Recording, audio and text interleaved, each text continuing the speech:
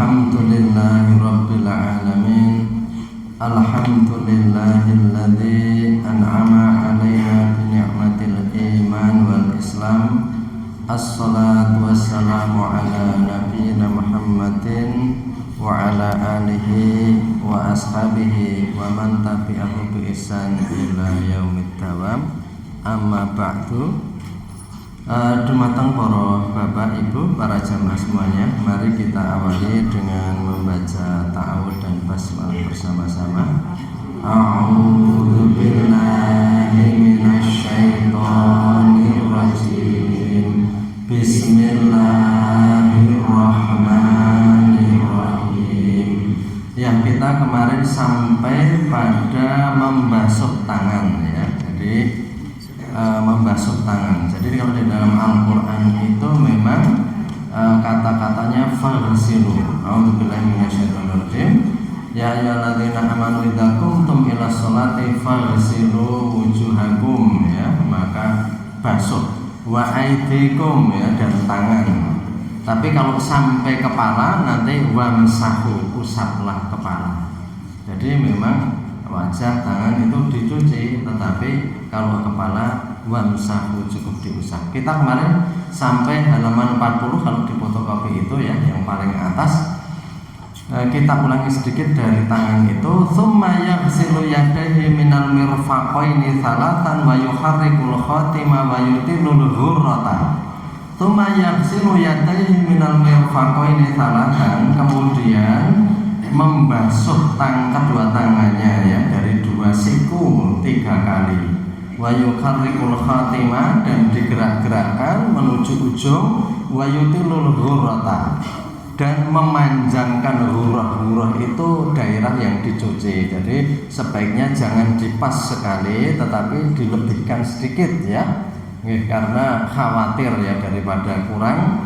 Maka yutilul hurrata ini memang ada hadis di sini dikatakan fa innahu ruwiya anal khilyata tablughu mawdi al-wudhu'a, bahwa sesungguhnya diriwayatkan annal khilyata, bahwa khilyah itu hiasan ya, yang menjadi hiasan itu tablughu mawdi al-wudhu'a, jadi akan sampai pada tempat yang dikenai wudhu. Jadi di sini ada catatan kakinya di sini. Itolatul ghurrati, memanjangkan daerah wudhu, hiya ghuslu mazada alal fardhi minal wajhi min jabhati ra'si wal unuki. Qala alaihi salatu wassalam inna ummati yad'una yaumal yud'auna yaumal qiyamati ghurran muhajjalina min atharil wudhu. Jadi yang namanya melebihkan itu ya, melebihkan sekedarnya ya, wajah itu jangan sampai kurang gitu ya. Jangan sampai kurang. Jadi apa yang wajah di sini itu ya di lebih sedikit, tidak apa-apa ya, sampai agak bawah. Tangan juga dilebihkan sedikit karena ada hadisnya ya tentang ghurrah ini. Ghurrah itu daerah yang diwudhui, yang itu akan menjadi hiasan di hari kiamat. Sebagaimana hadis di catatan kakinya ada, inna ummati, sesungguhnya umat saya, yuta'auna yaumal qiyamah, di hari kiamat nanti akan dipanggil ghurran muhajjalina min atharil wudhu, dalam kondisi ada bagian tubuh yang bercahaya, yang itu merupakan bekas wudhu. Jadi ini di hari kiamat. Tapi kemarin kita sampaikan di dunia saja, kalau orang itu banyak wudhu, itu akan membekas. Itu akan membekas. Wajah orang-orang yang selalu banyak berwudhu sama tidak pernah berwudhu itu berbeda. Dari segi ilmu pengetahuan nggak bisa dijelaskan, karena wudhu itu kan selalu memijit-mijit, mengusap-usap ya wilayah-wilayah muka, sehingga saraf itu menjadi aktif semua. Kita saja seperti kemarin saya sampaikan, kalau lama membaca buku, kita itu lama melihat di depan komputer, kita terkadang memijit-mijit di sini. Padahal dalam wudhu itu kan kemarin ya, di lubang-lubang mata juga harus diusap. Itu sudah senam saraf luar biasa. Maka dalam penelitian juga, orang yang baca Al-Quran sama tidak pernah itu juga wajahnya berbeda. Jadi itu bisa dirasakan walaupun sulit dikatakan. Karena apa? Karena memang Al-Quran itu dengan semua makhrajnya itu melatih urat-urat di wajah kita. salah satu huruf yang paling sering disebut dengan huruf mim. Saya sudah berkali-kali menyampaikan ya. Orang kalau mengucapkan mim itu mesti posisi wajah itu agak tersenyum, mim. Nah, jadi maka Al-Quran itu kalau orang yang rajin baca Al-Quran mesti mukanya akan berbeda sama yang tidak.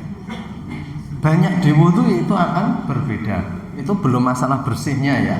Antara orang yang mungkin cuci muka itu setiap pagi saja sama sore ketika mandi sore dan sebagainya, dengan orang yang terus menerus itu jelas beda. Dan di hari kiamat nanti Allah juga akan memberikan kekhususan ya pada orang-orang yang rajin berwudu tadi dengan ghurran muhajjalin ya, ketika dipanggil itu bercahaya. Jadi ya wajah bercahaya, wajah bersinar itu menunjukkan wajah yang optimis, wajah yang tenang gitu ya, seperti itu. Jadi kalau menurut para ahli ya, raut muka orang itu mencerminkan banyak sekali. Orang senang, orang kecewa, orang khawatir, orang ketakutan, orang minder, orang pede, semua bisa dilihat dari wajahnya. Ada ilmu sendiri yang mempelajari itu, walaupun mungkin kita tidak paham, tetapi itu micro expression ya, ekspresi mikro, sekedar di dekat mata saja gitu ya. Banyak orang yang kalau pikiran berat itu kantung mata menebal, itu udah mesti inti masalah gitu ya. Atau mungkin lain lagi ekspresinya, cara memandangnya seperti pandangan mata yang kosong, tidak punya harapan gitu.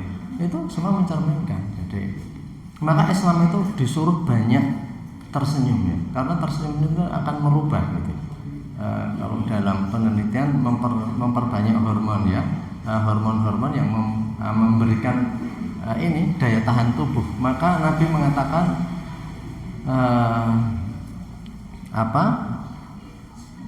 ini at-tabassumu ibadah, tersenyum itu adalah ibadah.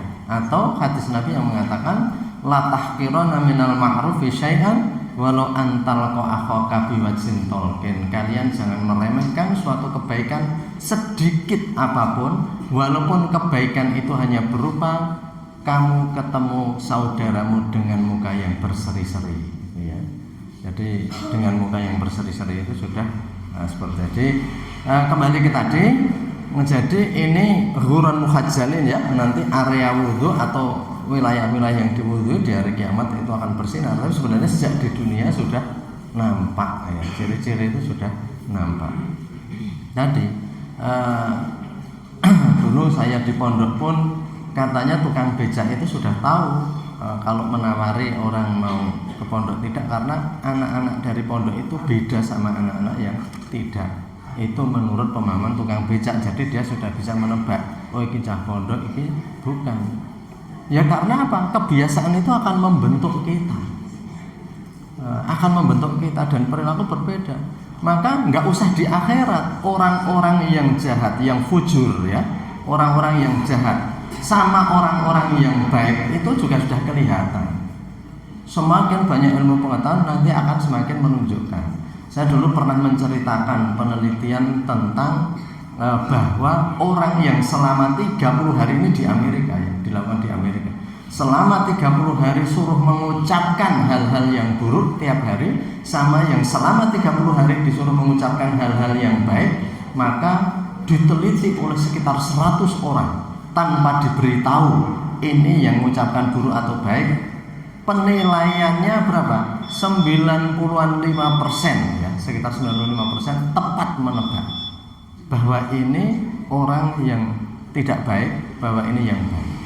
Itu karena apa? Selama 30 hari disuruh mengucapkan hal yang buruk, yang satunya selama 30 hari disuruh mengucapkan hal yang baik, kemudian disuruh lewat, disorot lampu, pakai kamera, diawasi sekitar 100 orang tanpa tahu kalau diawasi gitu ya.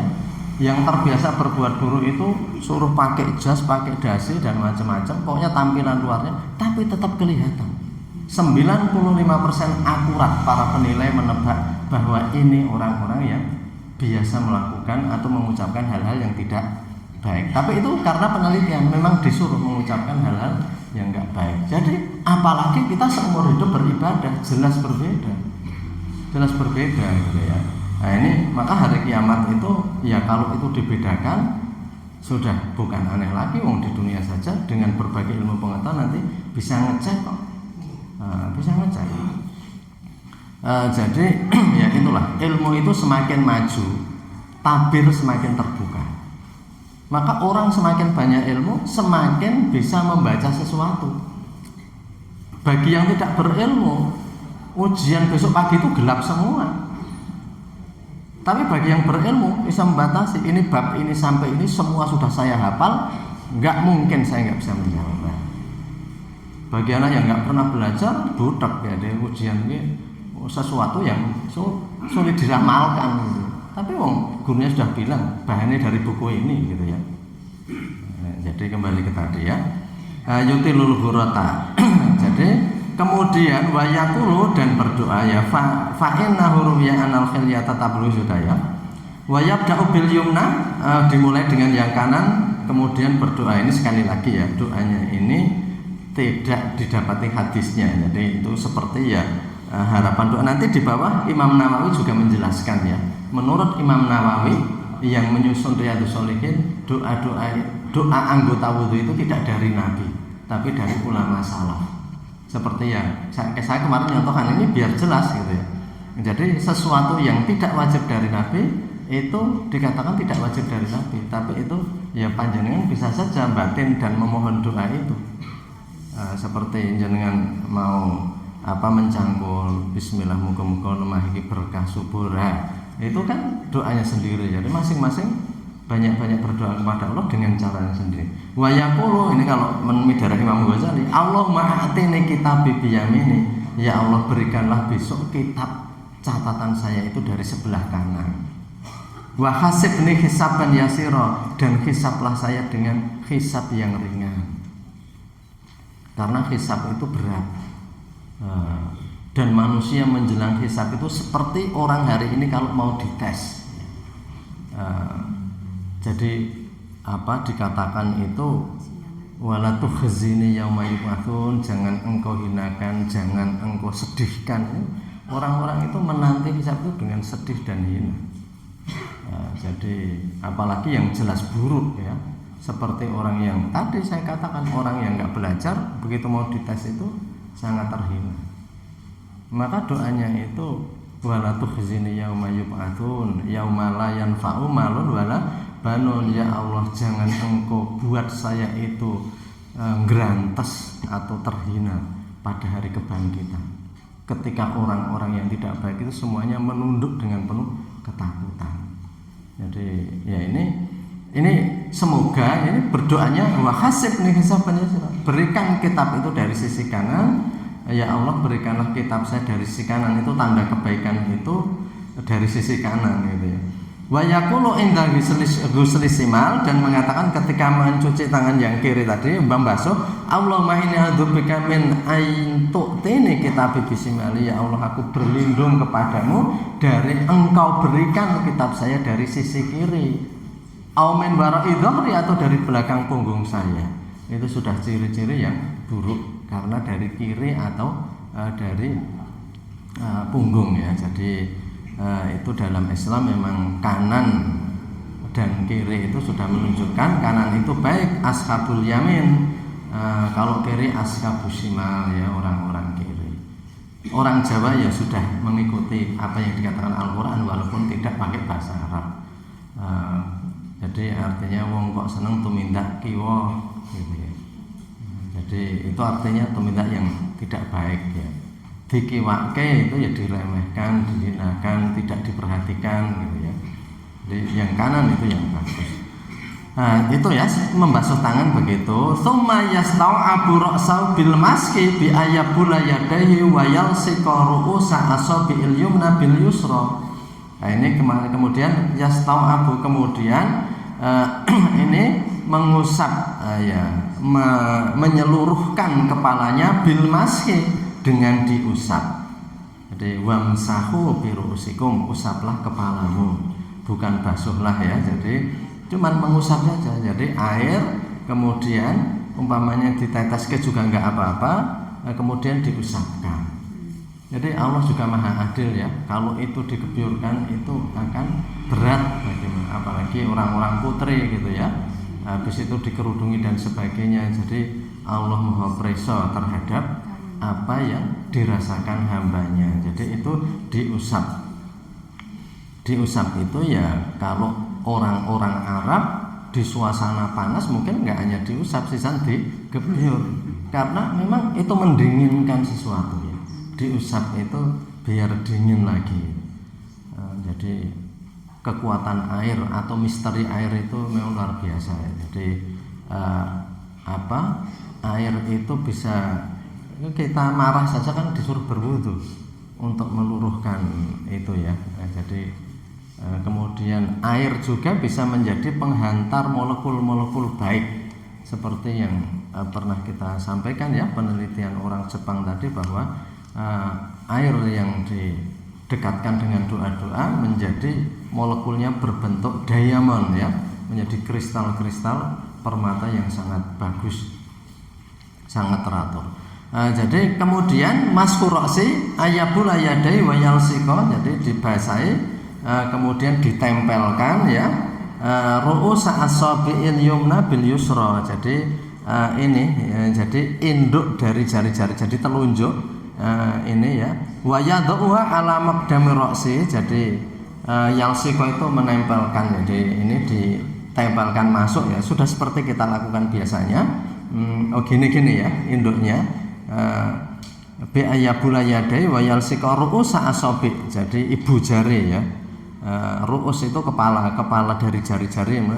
Di sini bukan ibu ya, tapi bahasa Indonesianya jadi ibu jari. Kalau bahasa Arab ru'usa asabi itu ro'es, kepala dari jari-jari ini, ibu jari begini gitu ya. Wa yad'u ala muqaddami ra'si, dari awal kepala, wa yamuruhuma, melewatkan sampai ke tengkuk ya, sampai di sini habis ini masuk ke leher ya, perbatasan leher. Wa yaraduhuma ilal muqaddamah, dan dikembalikan lagi sampai depan lagi. Hakadha yaf'alu thalatha maratin ya. Ini 3 kali. Ini catatan ya. Saya ngecek di hadis yang lain, ada hadis sahih yang mengatakan Nabi untuk mengusap kepala dan telinga, kepala dan telinga sekali. Jadi kalau di dalam rukun wudhu itu ada tathlith kemarin yang saya sampaikan. Tathlith itu men-3 kalikan. Tapi karena ada pengecualian ya, jadi yang mengusap tadi kalau tidak salah riwayat Abu Daud kalau tidak salah, tapi yang jelas itu dalam hadis sahih itu ada hadis yang mengatakan untuk kepala dan telinga sekali. Jadi menjadi pengecualian ya, dari ketentuan umum 3 kali. Tapi di sini 3 kali. Sekali lagi Imam Ghazali ini menyampaikan keutamaan sehingga memang ini nggak ada catatannya di sini ini.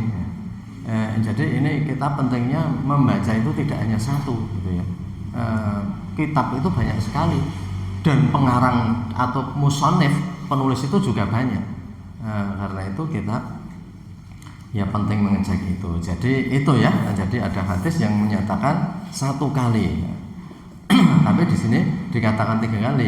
Husnudon kita, karena Imam Ghazali itu melakukan hal-hal yang itu dilebihkan untuk fadilah beliau sendiri.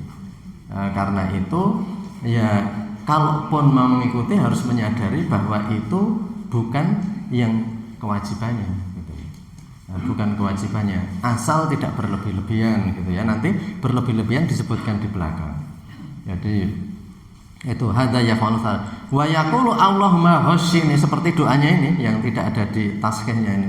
Allahumma ghasyini bi rahmatika, ya Allah liputilah saya dengan rahmatmu, wa anzil alayya min barakatika, dan turunkan atas saya berkeberkahanmu, wa adzilni wa adzillani, dan naungilah saya tahta arsyika, di bawah arasmu, yauma la dzilla illa dzilluh, pada hari di mana tidak ada naungan kecuali dari naunganmu.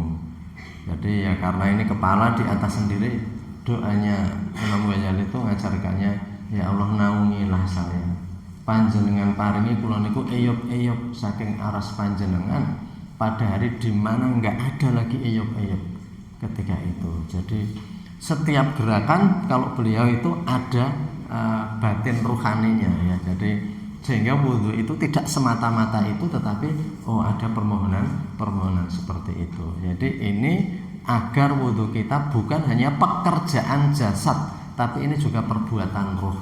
Jadi diwudhui anggota tubuhnya dan di dalam dirinya juga berniat mewudhui secara rohani. Sehingga habis wudhu itu memang rasanya itu juga nanti berbeda. Jadi amalan itu sekali lagi ada amalan itu melakukan ya sudah, tetapi ada yang penuh penghayatan, itu tingkatan yang lebih tinggi.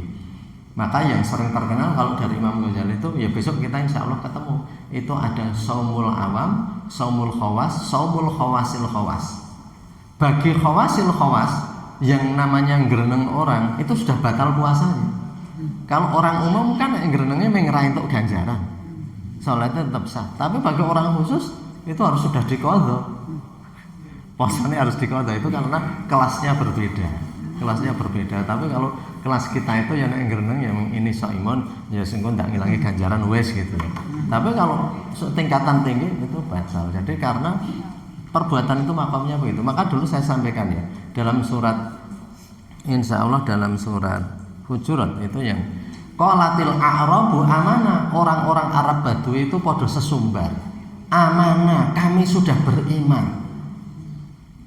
Kul, langsung Allah mengatakan, kul, katakan Muhammad pada mereka, lam tu'minu, kalian itu belum iman.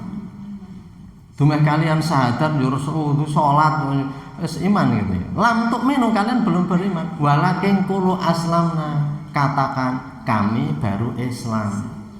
Islam ini penting menjalani wis Islam. Dene sholat iki cepet-cepetan eling apa-apa gitu ya. Wis Islam itu. Tapi kalau dikatakan iman itu kan kesetiaan. Orang itu membantu saudaranya ada sekedar bantu. Aku ra penak nek ra melu-melu ngewangi ya tak ngewangi. Wangun-wangune engko njur tak lunga. Itu sekedar saja. Tapi ada yang memang sudah dieling-eling, kapan tonggo kowe punya pekerjaan, aku wis kepengin bantu. Seprono-seprene aku dibantu terus. Aku kepingin suatu saat tonggoku kuwi ndebot repot dan saya itu membantu dengan sepenuh hati. Tangane geruput, sirahe reget dan sebagainya ora masalah karena sepenuh hati. Jadi itu tingkatannya berbeda. Jadi ada seorang ibu yang menimang anaknya waktu nangis itu wis meneng. Bukan dobat tabit ngono ya.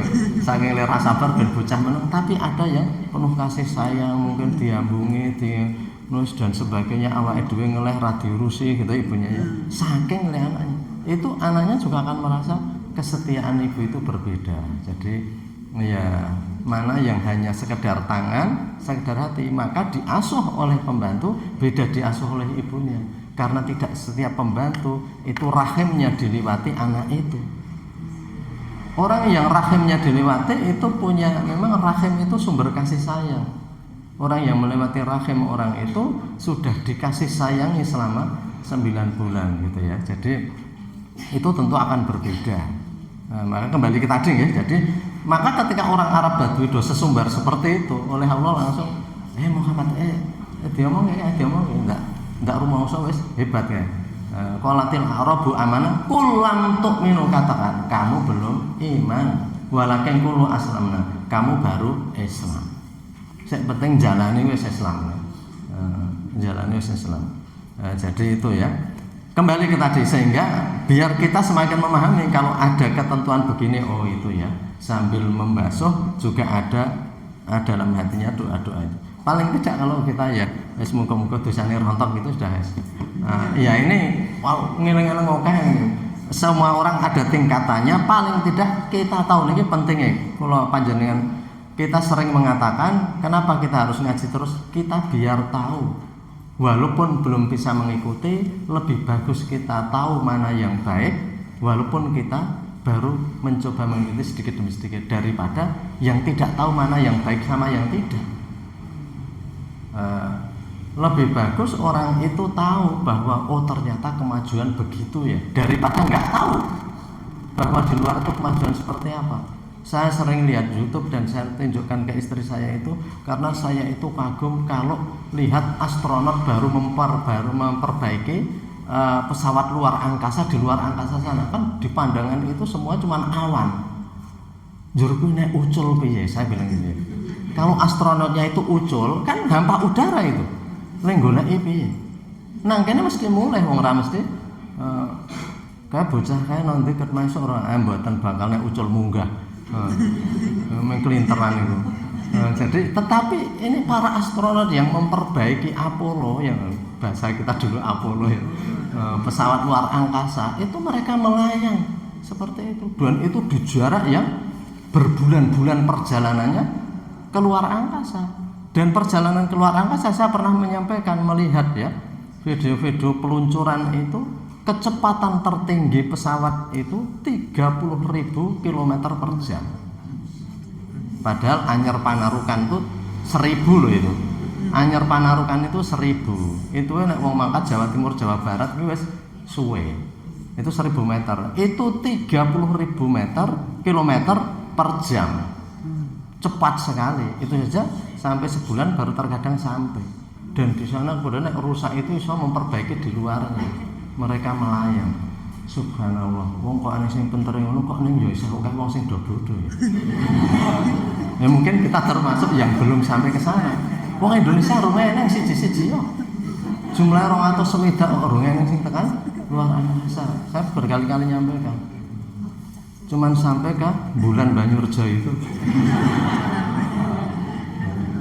Orang tahu tekan bulan, jadi gaweane do gelut wae kan. Wong bodoh gaweane do gelut wae wis rada kok bersinau. Oke, kembali ke tadi ya. Kita lebih baik tahu begitu walaupun kita itu belum bisa daripada kita juga enggak tahu. Jadi dunianya awake dhewe ini bukan hanya Plumbon atau bukan hanya tempel gitu ya. Walaupun kita bisanya sampai di situ, enggak apa-apa. Lebih baik kita tahu oh para ulama besar itu ibadahnya sampai seperti itu ya. Kalau begitu ibadah saya itu baru seperti ini. Jadi itu terkait itu. Kita lanjutkan ya. Allahumma ghassini bi rahmatika wa anzil alayya barakatika wa adzin ini tahta arsika yauma la dzilla illa dzilluka, pada hari di mana enggak ada naungan.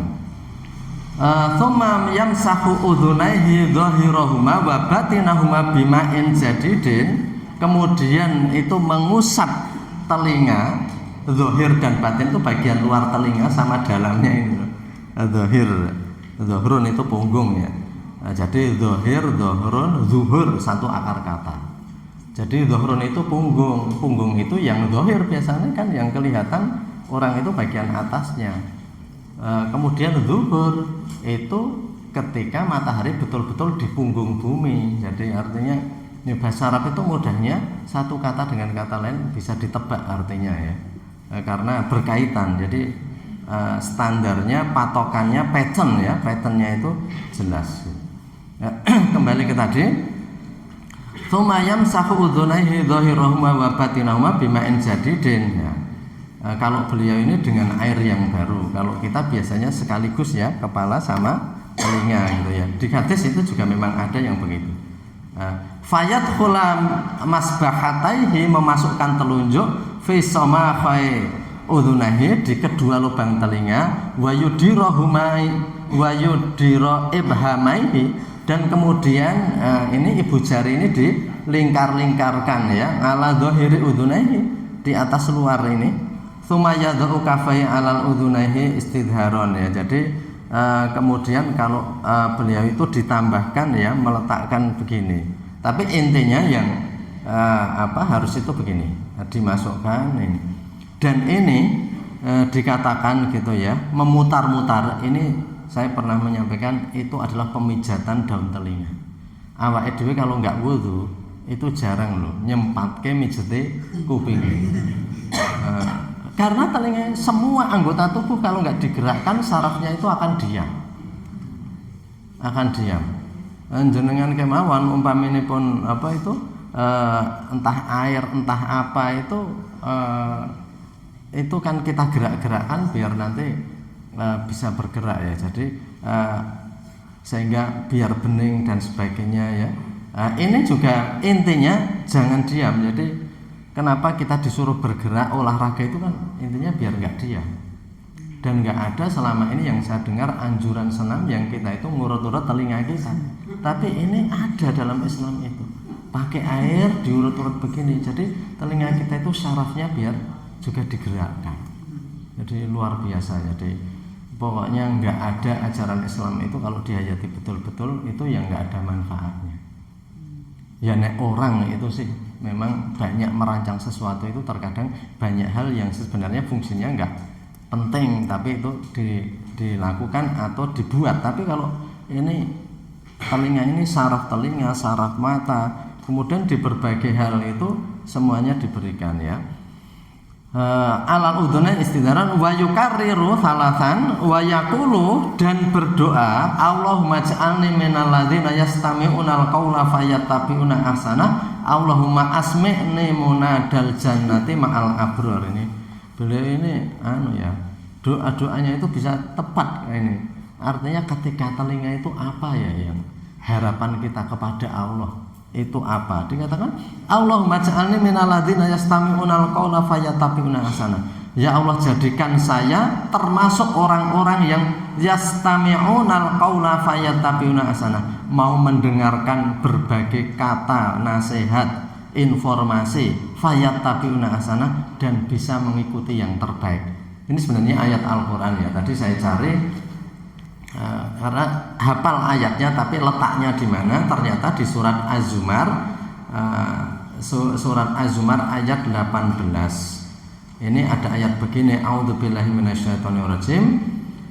Dari ayat sebelumnya ada fabasyir ibad, berikanlah kabar gembira bagi para hamba al-ibad.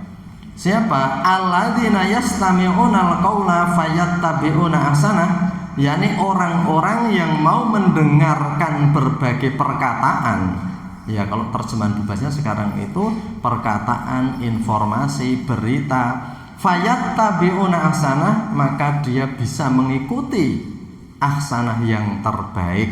Ulaika alladzina hadahumullah wa ulaika hum ulul albab. Mereka itu orang yang dapat petunjuk dan mereka adalah ulul albab, orang yang punya akal, budi dan hati nurani. Jadi kembali ke tadi, ini permohonan beliau, ya Allah, jadikan saya itu orang-orang yang bisa mendengar berbagai informasi, berbagai berita, tapi mampu mengikuti yang terbaik. Ini pesan Islam itu gitu, ulil albab. Kalau kita itu menutup informasi, kita nggak tahu perkembangan. Tapi mengikuti semua omjaeng informasi, kita bingung sendiri. Sekarang ini Bapak Ibu, kalau dalam sejarah perjalanan peradaban manusia, ini adalah era informasi. Jadi perkembangan zaman menurut ahli sejarah perkembangan manusia itu dulu era pertanian. Era pertanian itu yang paling penguasaan yang paling hebat ya siapa yang menguasai lahan pertanian paling baik. Sopo bengkoke paling ombo itu paling hebat. Itu era pertanian. Maka lahirlah di Eropa, di Amerika itu tuan tanah namanya landlord. Kemudian muncul setelah mesin ditemukan era industri. Yang paling hebat ya yang punya alat-alat untuk industri. Zaman dulu orang buruh pegawai itu pagi sampai sore, malam nggak bisa karena orang perlu istirahat. Tapi begitu ditemukan mesin uap oleh James Watt itu, wah pabrik ramandek gitu ya. Pegawainya ganti tapi mesin jalan terus karena mesin rakesel. Transportasi siang malam jalan terus karena sudah ditemukan mesin. Itu era industri. Siapa yang paling hebat? Yang menguasai industri. Nah, sekarang ini era informasi. Yang paling hebat yang menguasai informasi. Iran sama Israel itu juga perang informasi karena masing-masing menyembunyikan dan memata-matai musuhnya. Bagaimana caranya Iran bisa menembakkan rudal dengan kecepatan puluhan kali kecepatan cahaya bisa tepat, itu karena semua informasi itu dikumpulkan dan diolah oleh alat-alat yang bisa memandu. Maka namanya peluru kendali itu karena ada pengendalinya, sehingga sampai dan tepat itu karena semua informasi. Dan kenapa ketika habis dibom yang katanya markas persenjataan Iran dibom kok Tidak, itu karena mungkin mereka melakukan pengecohan informasi sehingga radar-radar itu juga keliru membaca. Wallahu a'lam ya, kita nggak tahu karena ini saling merahasiakan dan saling memata-matai. Maka perang modern adalah informasi. Siapa yang menguasai informasi itu yang akan menang. Nah, jadi sebenarnya apa yang terjadi ini cerita sedikit, Bapak Ibu ya. Saya membaca di buku Potret Dunia Islam dulu ketika masih kuliah itu ya, dikarang oleh Pak Lukman Harun ya Mas. Jadi itu di sana menceritakan dulu saat perang 6 hari di Arab dengan Israel, itu sebenarnya Israel juga sudah mau hancur. Ketika itu apa? Orang Israel itu membuat benteng, tapi bentengnya itu dari tanah. Nah, jadi itu benteng itu dari pasir, bentengnya ya kayak jalan kereta api lebih luas lagi, sehingga ditembak pakai apa-apa nggak bisa. Kalau perang itu kan batasnya goni apa itu gesek wadai goni, sehingga peluru itu ditembak langsung nyungsep gitu. Nah itu bukan hanya goni, itu dibikin benteng itu. Jadi Israel itu membuat bentengnya itu adalah pasir yang tinggi dan lebar, berbagai peluru nggak bisa tembus. Tetapi kemudian Mesir, ketika itu Mesir masih bermusuhan sebelum Bukit Sinai itu direbut gitu ya. Nah, jadi Mesir itu merahasiakan berbagai percobaan. Coba kalau benteng pasir itu cara menembaknya pakai apa? Ditembak pakai berbagai peluru nggak bisa. Dibuat replika itu model contohnya gitu ya. Nggak benteng pasir ditembaki pakai apa-apa yang bisa jebol apa? Ternyata bisanya jebol pakai tembakan air dengan kekuatan tinggi, water cannon. Jadi kanon pelurunya itu air, ditembak air ternyata pasir itu bukan. Nah, penemuan ini dirahasiakan, jangan sampai ada orang yang tahu. Maka begitu perang mulai, Mesir sudah menyiapkan tembakan ya, pompa-pompa berkekuatan ekstra tinggi untuk menembak benteng pasir. Jadi kemudian pasukan Katak Mesir, pasukan Katak itu ya bukan Katak betulan, jadi tentara. Malam sebelumnya, beberapa saat sebelum perang meletus, mereka menyelam dan pipa-pipa minyak di sepanjang batas sungai itu disemen biar nggak bisa diledakkan oleh Israel, karena Israel nanti akan meledakkan itu jadi lautan api. Itu tahun 67 loh, perang Arab Israel kalau baca sejarah. Nah, kemudian setelah itu disemen, betul itu ditembak itu benteng, entah namanya benteng Barlev atau benteng apa saya nggak tahu, lupa gitu ya. Tapi itu membuka dan Israel nggak bisa meledakkan pipa air karena udah disemen semua. Diperkirakan dalam beberapa jam Israel jatuh, tapi Amerika lalu membantu. Itulah yang menjadikan Mesir kemudian wilayahnya sebagian terbut dan Mesir kemudian nggak lagi bermusuhan gitu ya. Asal itu dikembalikan itu ada perjanjiannya. Nah, jadi kembali ke tadi, apa yang dilakukan Iran ini sebenarnya mengulangi. Nah, jadi informasi itu berharga sekali zaman sekarang ini. Jadi siapa menguasai informasi ya, kita mohon kepada Allah di situ itu agar kita berbagai informasi itu dengar tapi bisa mengikuti yang terbaik. Itu yang namanya ulul albab begitu ya, yang terbaik saja. Jadi itu ketika membasuh kepala dan kemudian ya ini rokbataihi ini diakhiri dengan apa? Dengan maskur rokobati amanun minal ghuli yaumil qiyamah. Jadi artinya yamsahu rokbatahu ya. Jadi kemudian maaf ini untuk membasuh tengkuk ini ya. Yang ini tengkuk ini kalau di dalam hadis Nabi tidak sampai membasuh tengkuk gitu ya. Nah, yang terakhir adalah membasuh kaki ya. Wa yaqulu, jadi di sini dikatakan wa yabda'u thumma yaghsilu rijlahul yumna thalathan wa yukhallilu bi khinsari yadayhil yusra min asfali asabi'ir rijli al yumna wa yabda'u minal khinsari minar rijlil yumna wa yakhtimu bil khinsari minal yusra. Intinya ini kita kemudian membasuh kaki ya, membasuh kaki. Di sini dikatakan sumayaghsilu rijlahul yumna wa yukhallilu bi khinsari yadihil yusra. Jadi membasuh kaki dari yang kanan ini kata-kata disela-selai ya. Jadi sunahnya disela-selai. Jadi kalau kita itu memang ada waktunya cukup, ya pakai di sela-sela kakinya. Sekali lagi itu secara kesehatan juga bagus sekali. Apalagi kita habis pakai sepatu dan sebagainya, itu kalau sambil wudhu itu di sela-sela jari kakinya itu rasanya berbeda. Terutama ini orang yang sudah berumur ya. Kalau anak mungkin nggak banyak berbeda, tetapi orang yang berumur itu seperti saya juga merasakan kalau kaki-kakinya jempol jari-jari kaki sambil diurut itu ternyata ya itu berbeda sekali. Ini kalau kemudian beliau berdoa, Allahumma inni a'udzubika min antunazila ya, min antunazila qadami anis sirati yaumata zulu abdamul munafikin.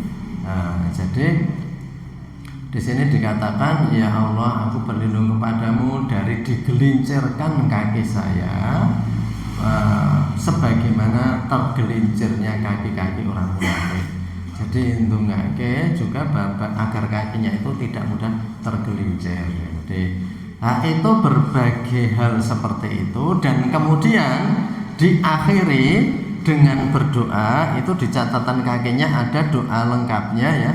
Kalau di atas itu doanya panjang dan terpisah-pisah, tapi di catatan kakinya itu kalau di sini ada ya, seperti doa kita yang kita ucapkan. Asyhadu an la ilaha illallah wahdahu la syarikalah wa asyhadu anna Muhammadan abduhu wa rasuluh.